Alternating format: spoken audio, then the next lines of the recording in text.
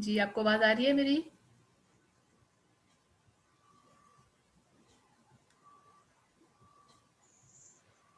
Okay. Today's topic is nomenclature.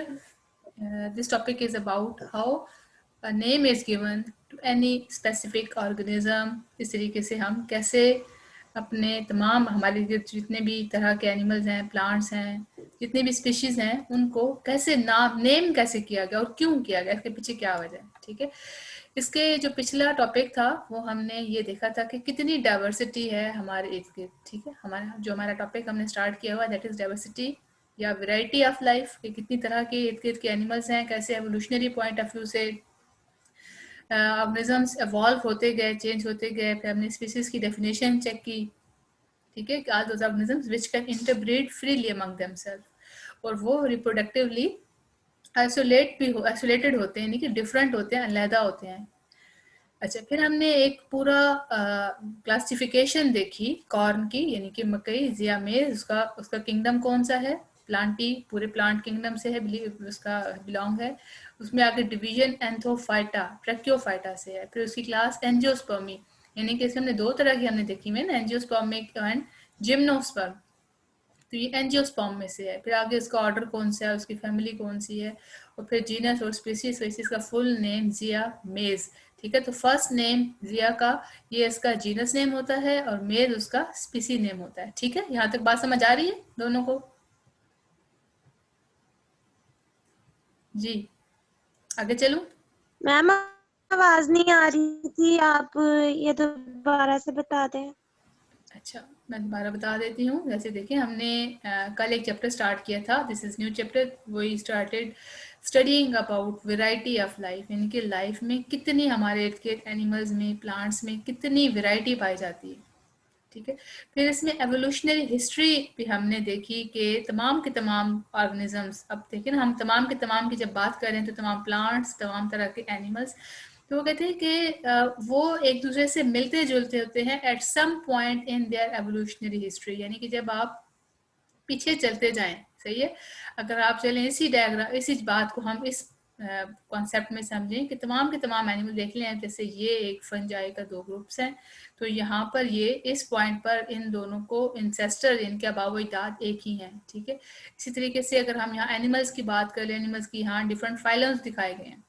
ठीक है, vertebrates हैं, इनमें काइनोडर्मेट्स हैं, आर्थ्रोपोड्स हैं। देखिए, इन सब का एक पॉइंट पर, मतलब पीछे चलते जाएं, यहाँ पर इन सब का एक एंसेस्ट्रल, एक अबावजाद है। फिर यहाँ पर अगर इनके यहाँ पर आते जाएं तो इस पॉइंट पर इन दोनों के और साथ में इस तीसरे के भी एक पेरेंट्स हैं। और पीछे चलते जाएं तो सबके सबके इन सब का आपको एक ही एंसेस्टर नजर आ रहा है। एंसेस्टर का मतलब होता है अबावजाद। देखिए ना, यहाँ से मुख्तलिफ किस्म की ब्रांचेस निकल रही हैं। ये बात समझ आ रही है मेरी? नहीं आई? जी बच्चों, बात क्लियर हुई है ये वाली? Yes ma'am. ओके, अब हमने आगे देखा कि हमने आगे से ग्रुपिंग कर दी तमाम के तमाम एनिमल्स की, तमाम के तमाम के प्लांट्स की। ठीक है, यानी कि तमाम एनिमल्स को हमने किंगडम एनिमेलिया में रख दिया। इसमें इंसेक्ट्स भी आ गया, इसमें दूसरे तमाम लोकोमोशन करने वाले वर्टिब्रेट्स, इनवर्टिब्रेट, मतलब जितने भी आपको हशरात, इंसेक्ट्स, कीड़े, एनिमल्स चलने, सबको सबको हमने रख दिया एनिमल ग्रुप में। फिर उसके बाद जितने भी फोटोसिंथेसिस करने वाले ग्रीन प्लांट्स, उन सबको हमने प्लांटी ग्रुप में रख दिया। ठीक है, फिर उसके बाद उसको किंगडम से हमने छोटे छोटे और दूसरे ग्रुप्स में, यानी कि फिर तमाम डिफरेंट किंगडम से हम आ गए उसके ऊपर फाइलम। जैसे कि हम यहाँ पर इस एक प्लांट की ग्रुपिंग देख रहे हैं कि इसका किंगडम कौन सा है, इसकी प्लांटी है। तो अब ये तो इसकी है ना, एप्पल की अपनी होगी, मैंगो की अपनी होगी, रोज की अपनी होगी, मतलब जितने भी फ्रूट्स हैं, वेजिटेबल्स हैं, जितने भी हमारे पास दूसरे ऑर्नामेंटल प्लांट्स होते हैं, सबका किंगडम तो प्लांट ही है, लेकिन डिवीजन, फाइलम हर एक अपना होगा, उनकी क्लास अपनी होगी, उनका ऑर्डर अपना होगा, उनकी फैमिली अपनी होगी। और ये जो है ये उसका नाम होता है, फर्स्ट नेम उसका जीनस का नेम होता है। और मेज, यानी कि अब जैसे आप ये नाम देख रहे हैं ना, कॉर्न का जो बोटेनिकल नेम है दैट इज जिया मेज। जिया जो उसकी जीनस का नेम है और मेज उसकी स्पीसीज का नेम है। अच्छा, अब यहाँ पर आपने स्पीसी की डेफिनेशन देखी कि group of interbreeding animals which can interbreed freely among themselves, जिनके जो आपस में तो इंटरब्रीड इजीली कर सकते हैं और वो आइसोलेटेड भी रहते हैं रिप्रोडक्टिवली। अच्छा, फिर ये तो उसकी हो गई डेफिनेशन। आ सकता है कि डिफाइन स्पीशी, ठीक है। फिर उसके बाद यहाँ पर ये वही चीज़ हमने देखी कि हमने कैसे पूरे एक किंगडम को डिफरेंट किस्म के डिविजन्स में डिवाइड किया, ठीक है। यानी कि हमने पहले तो 2 किंगडम्स बना दी, प्लांट्स एंड एनिमल्स। फिर ईच किंगडम को हमने डिवाइड कर दिया स्मॉलर ग्रुप यानी कि फाइलम में। जैसे कि फाइलम आपको पता है कि एनिमल्स में या प्लांट्स में, अगर आप एनिमल्स की बात कर लें तो हमारे एनिमल्स की काफ़ी डिफरेंट फाइलम्स हैं। Phylum nematoda, phylum echinodermata, phylum platyhelminthes, phylum arthropoda, ये सब के सब फाइलम्स आपने मैट्रिक में पढ़े हुए भी हैं, और आगे भी हम अपने चैप्टर नंबर 10 में आपकी बुक में इन तमाम फाइलम्स के एनिमल्स की सब डिटेल मौजूद है। फिर उसके बाद हर एक फाइलम में, ठीक है, हर एक फाइलम में हमने डिफरेंट एनिमल्स की डिफरेंट क्लासेस बना ली। यानी कि जो एक तरह से होते हैं वो एक क्लास में, जो एक दूसरे तरह के होते हैं दूसरी क्लास में। फिर हर एक क्लास में मौजूद एनिमल्स के हमने डिफरेंट ऑर्डर्स बना लिए, ठीक है। ये बात समझ आ रही है? Yes ma'am. अच्छा, फिर एक क्लास में मौजूद डिफरेंट एनिमल्स के हमने डिफरेंट ऑर्डर्स बना लिए। फिर इसी तरीके से एक ऑर्डर में हमने डिफरेंट फैमिलीज बना ली। एक तरह के एनिमल्स को एक तरह की फैमिली में, दूसरी तरह के एनिमल्स को दूसरी तरह की फैमिली में। फिर एक फैमिली में हमने डिफरेंट जीनस बना ली, और एक ही जीनस के अंदर फिर हमारे पास डिफरेंट स्पीसीज सेपरेट हम कर लेते हैं। और स्पीसी क्या होती है कि जो एनिमल बिल्कुल आपस में इंटरब्रीड कर सकते हैं, ठीक। यानी कि वो बिल्कुल एक दूसरे की तरह, एक दूसरे के लिए कॉपी होते हैं एक तरह की। तो यही बात यहाँ पर सब डिटेल में है। और ये वाला जो टेबल बना हुआ है ये कॉर्न की सारी बोटानिकल आपके पास ये आ जाता है, क्लासिफिकेशन उसकी, कि उसका किंगडम कौन सा है, उसकी डिवीजन यानी कि उसका फाइलम कौन सा है, उसकी क्लास कौन सी है, उसका ऑर्डर कौन सा है। तो ये सिंपल नेम है, ठीक है। ऑर्डर यहाँ तक तो आसान है, प्लांटी, और ये वाला इसका एंथोफाइटा यानी कि ट्रैक्योफाइटा इसका फाइलम है।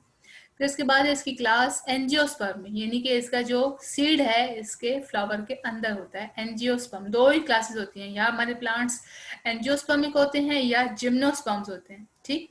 तो ये एंजियोस्पर्म ही है। फिर इसके बाद 2 यहाँ पर नेम्स आपने ध्यान में रखने हैं, इसकी ऑर्डर और इसकी फैमिली में दोनों स्टार्टिंग विद पी है, तो पोएल्स एंड पोएसी। और जो नाम है इसका वो तो है ही जिया मेज, इसलिए आपको इसका फर्स्ट नेम जीनस और सेकंड नेम इसका स्पीसी यानी कि जो इसका मेज जो स्पीशी नेम। समझ आ गई यहाँ तक ये बात? Yes ma'am. Okay. Yes ma'am. अगला जो टॉपिक है दैट इज अबाउट नोमेनक्लेचर। अब ये टॉपिक क्या है, बड़ा इंटरेस्टिंग टॉपिक है। थोड़ा सा हम इसका कॉन्सेप्ट लेते हैं कि देखें, ये है कि हाउ स्पीशीज आर नेम्ड, कैसे हम साइंटिफिकली हम डिफरेंट नेम देते हैं डिफरेंट चीज़ों को, एनिमल्स को, प्लांट्स को। अच्छा, एक एग्जांपल है जो यहाँ पर मेंशन की गई है कि जो हमारा कॉमन ऑनियन, प्याज जिसे हम कहते हैं, ठीक है, इवन पाकिस्तान में ही इसके डिफरेंट नेम है। कोई इसको, कुछ इलाके के लोग इसको गंदा कहते हैं, कुछ इसको बसल कहते हैं, कुछ इसको वसल कहते हैं। ये जो हमारे जनूबी पंजाब, सिंध के जो इलाके हैं, ठीक है, इसमें इनके डिफरेंट नेम्स हैं।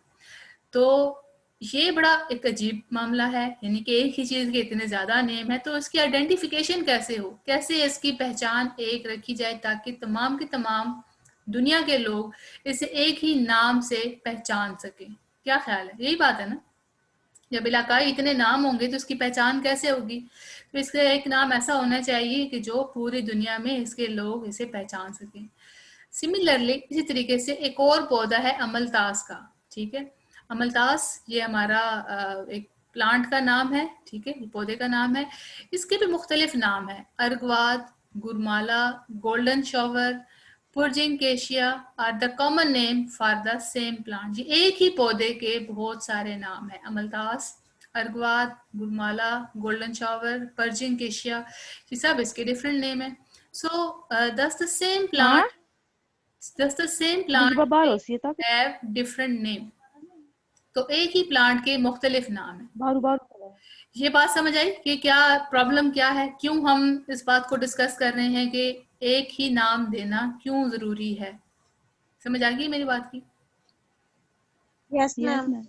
तो अच्छा, ये शुरू में जो बात लिखी हुई है ये इसका मेन पॉइंट है कि from the earliest time plant and animal have been given common names by the people, यानी कि आम लोग हमारे जो हमारे प्लांट्स होते हैं, जो एनिमल्स होते हैं, उनको नाम दे देते हैं।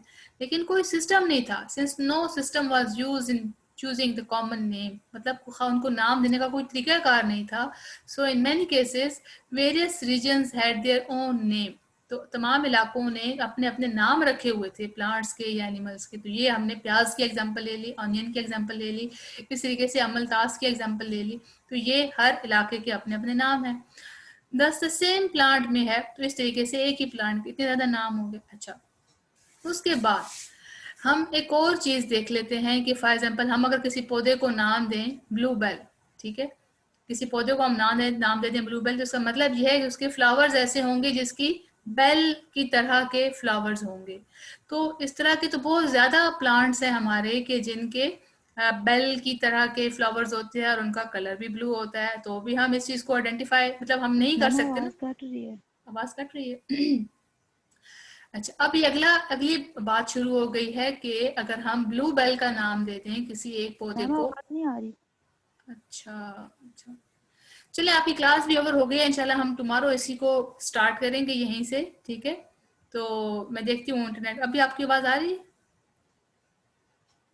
Yes ma'am. अच्छा, चलिए हम यहाँ तक नाम को समझ लेते हैं कि ब्लू बेल अगर हम किसी प्लांट को नाम दें, ब्लू बेल नाम दे दें तो ब्लू बेल, या अगर हम ब्लैक बर्ड किसी को कह दें तो ब्लैक बर्ड, तो हमारा क्रो भी हो सकता है. रावन भी क्रो लाइक का ही एक बर्ड है हमारा, ठीक है. तो बड़ा मुश्किल हो जाता है डिफ्रेंशिएट करना कि कौवा कौन सा है और रावन कौन सा है. ब्लैक बर्ड यानी कि ब्लैक बर्ड तो कोई नाम ना हुआ. इसी तरीके से फिश की अगर आप एक बायोलॉजिस्ट